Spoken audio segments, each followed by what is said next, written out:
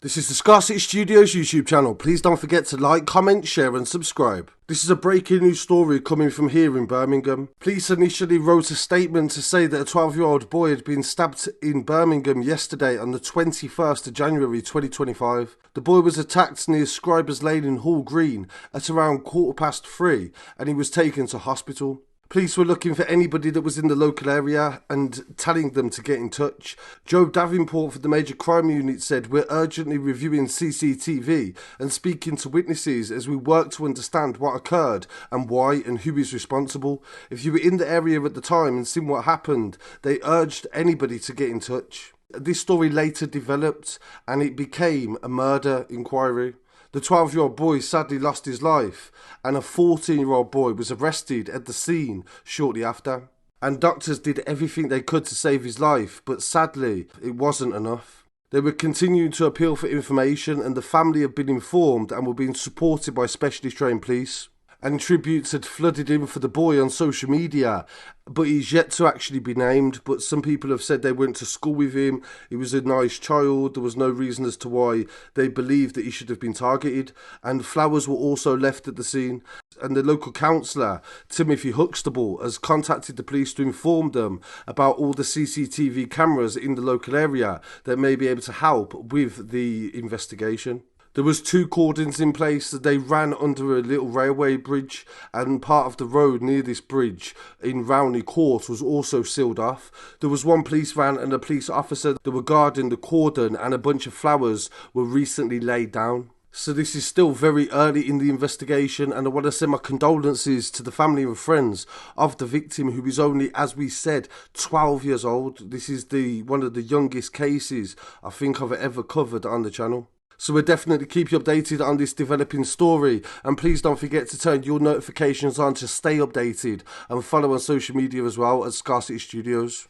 Staying in Birmingham for this next story, a pensioner was badly beaten, it is believed, at a Birmingham bus stop and has lost his life. The 82-year-old victim was named by police after they issued an appeal and he has now died after the attack. Alan Karam Chand is the victim and he was believed to have been attacked on Soho Road in Handsworth while waiting for the number 74 bus at 3:30 p.m. on January the 14th, 2025. He was rushed to the hospital and he was fighting for his life but died on January the 19th and West Midlands Police have reported this afternoon.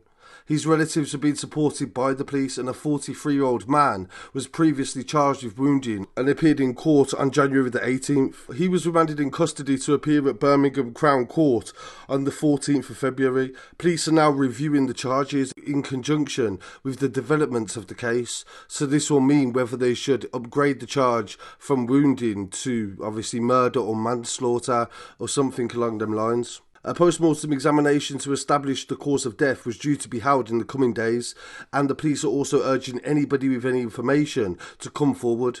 The thoughts, the police have said, are with Mr. Chan's family, and we're doing everything we can to support them. We really need to hear from people that was there, as we believe there was many witnesses at the time of this incident. But sadly, there is very little information about that apart from what has been reported, and we'll definitely keep you updated if anything does develop in that story. And please don't forget to follow on social media as well to stay updated with the latest stories. This next update comes from Winson Green in Birmingham, where the police have used CCTV from a man's own property to convict him after they found him with a firearm that he'd collected from a friend. The CCTV on Sonny Massai's property showed him going out of the home and approaching a vehicle where he received a bag that contained a loaded firearm. He then walks back into his home and he took a picture shortly after of the contents of the bag, which was a pistol that was capable of automatic fire and was loaded with 7 9mm rounds of ammunition. The police, for some reason, had information that a gun may have been inside the property, and firearms officers arrived at the home shortly after, and this was actually filmed also on his own CCTV. This was in Allens Road, Winson Green, and on the 6th of August last year, police forced their way into the home, and Massai's shadow can be seen in the rear window, desperately trying to throw the gun moments before he was arrested. The gun was recovered and it was still in the same Hessian bag. The following morning, following a search by police, Jeremiah Williams was the man who handed him the gun and he was arrested several days later. Williams from Warsaw and Massai, 32 years old, admitted conspiracy to supply firearms. Masai was jailed for 5 years and 7 months, and Williams was jailed for 6 years at Birmingham Crown Court this Thursday. Detective Chief Inspector Brian Robinson, the Major Crime Unit, said it's quite fitting that the CCTV system, designed to deter and catch criminals, ended up catching its owner in the act of a serious crime. This is quite an unusual gun and extremely dangerous, and it's capable of firing a lot of bullets, and whoever holds it is a great risk to anybody.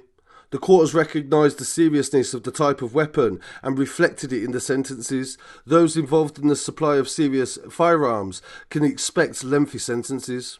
And this case was part of Operation Target, which is an ongoing operation in the West Midlands to combat gang violence and focus primarily on removing firearms from the street.